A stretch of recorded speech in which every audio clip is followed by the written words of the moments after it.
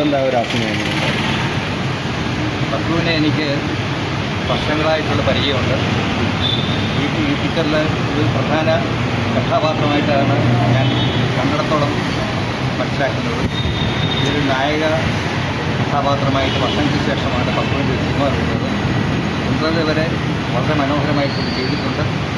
ആൾക്കാരെ വളരെ സെൻറ്റിമെൻസായിട്ടും പിന്നെ തുടർന്ന് കാണുവാനുള്ള ഒരു ആകാംക്ഷ ഈ ചിത്രത്തിലൂടെ ഉണ്ടാകും.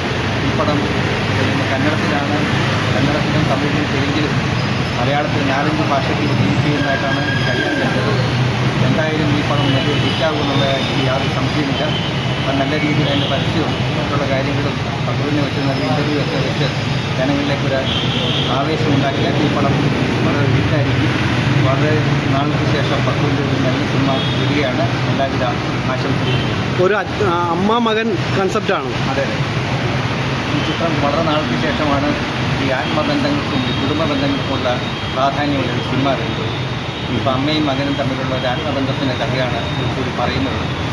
കുറച്ച് നാൾക്ക് ശേഷമാണ് ഇത്തരം ഒരു കുടുംബ ബന്ധങ്ങൾക്ക് പ്രാധാന്യമുള്ള സിനിമ വരുന്നത്.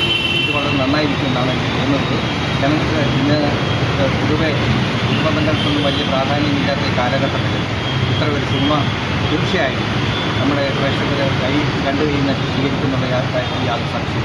പേര് തന്നെ ഒരു വെറൈറ്റി പേരാണ്, പ്രിയപുത്രൻ. നമ്മൾ മലയാള സിനിമകൾക്കൊക്കെ ഇപ്പം നല്ല നല്ല പേരുകളൊക്കെ ചുരുക്കമാണ് അല്ലേ? അതെ അതെ. ഏതായാലും എല്ലാവരുടെ ആശംസകളും. ഓക്കെ.